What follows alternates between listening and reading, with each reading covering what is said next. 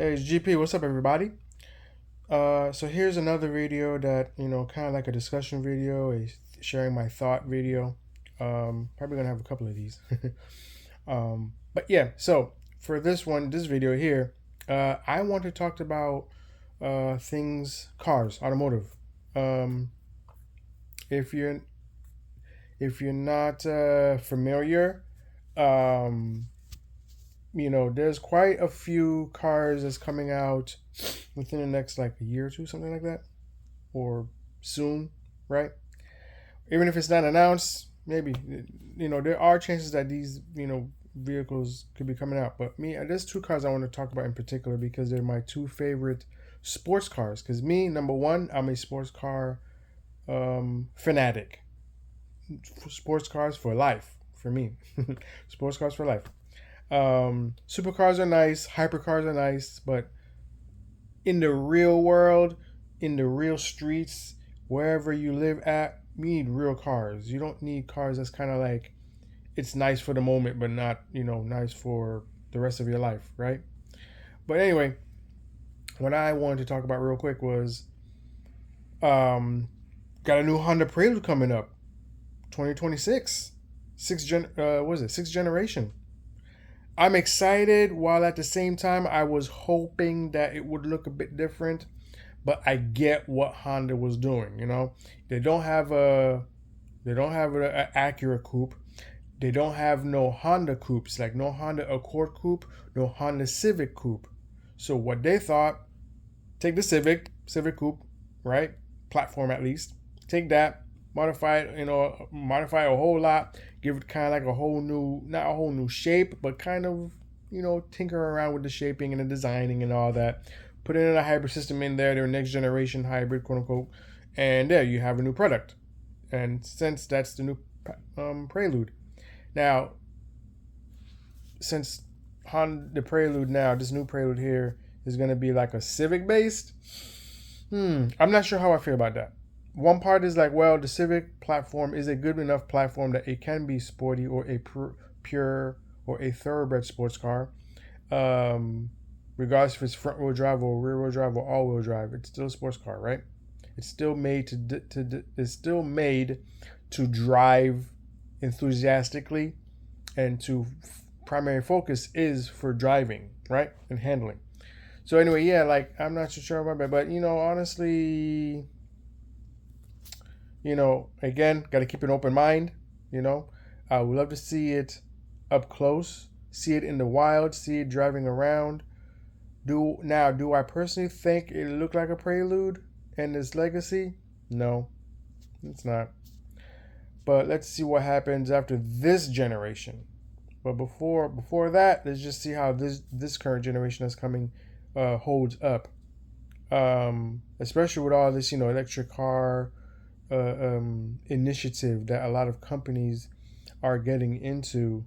And even though they slowed down, right, it's still coming. It's still like little by little getting adopted more and more each and every day, each and every month, right? Me, I'm not opposed to hybrids or electric cars. I actually own a hybrid too. Actually, I used to own two hybrids. This is my second one right now, and it's kind of like a Prius basically. And I love it. It's cool. It's a cool little ride. It's not no sports car, but at least it handles pretty well. But for hybrids and electric cars, like I think it's always good to have variety, right? That's what the human race likes. Variety, different things. We like what we like, right? But anyway, going back, to the Prelude here. So yeah, I have to keep an open mind to see how this is, see how the reviews are. Personally, see this car and maybe even get to sit in one. I don't know. Sky's the limit, right? That's gonna be. But anyway, that was one of my favorite cars because I used to have the third gen and the fourth gen. My personal favorite is the fourth gen because the design is timeless. Yes, it's 90s, but it's timeless. When you look at the GT86, Scion FRS, Subaru BRZ, both like the first generation and the second generation. Like to me, that's a Prelude right there. That's a Prelude right there, just rear wheel drive and a different engine.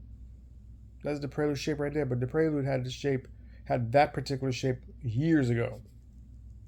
In my opinion, if they modernized the fourth gen, I think that would sell well, in my opinion. But that's just my opinion anyway.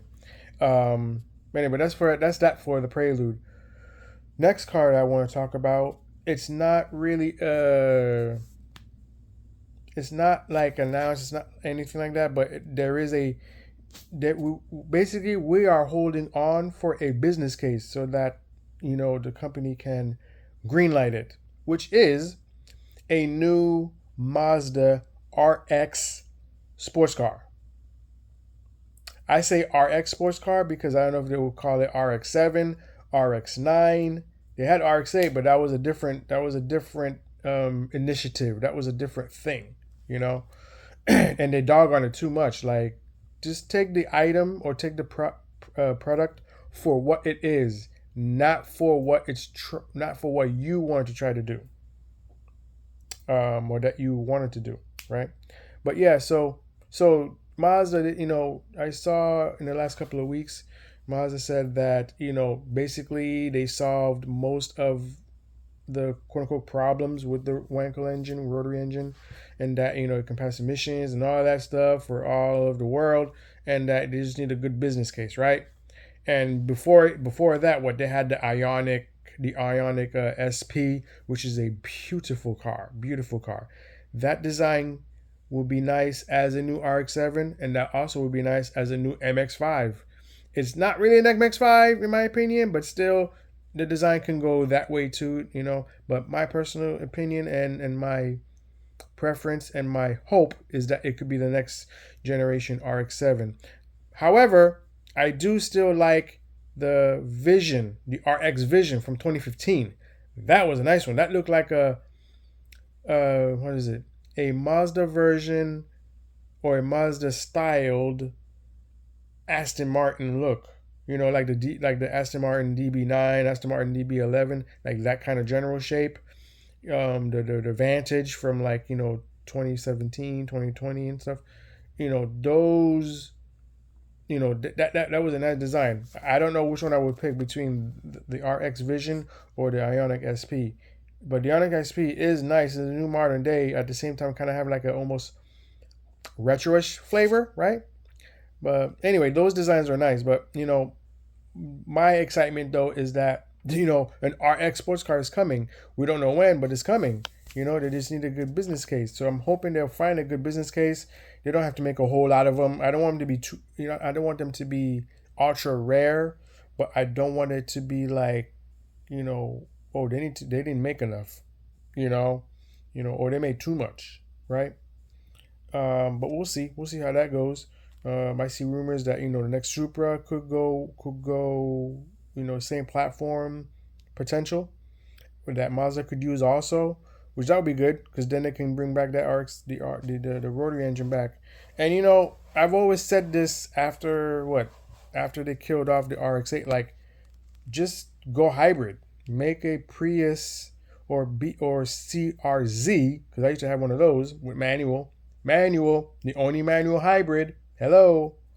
And they could have done something like that, and they had the technology. Just turn into a hybrid. Like, stop playing around.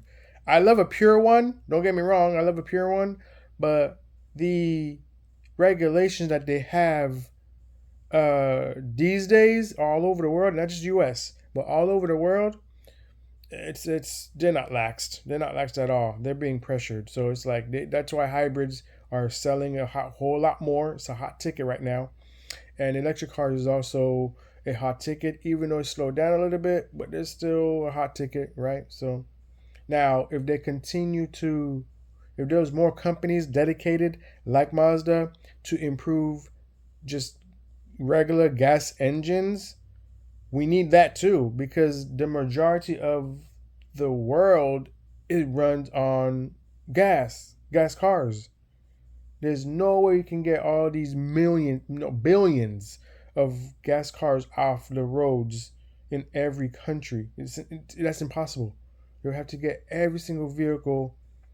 They would have to have a massive acceptance to get rid of those cars, and they would have to junk them and melt them down and recycle them. They have to do a whole lot.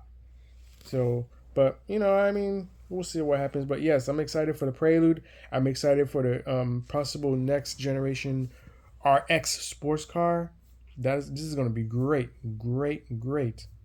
Anyway, let me know what your opinions are in the comments, and stay tuned to the channel. More content coming, different topics. My ministry is still going to continue. Good soul coming.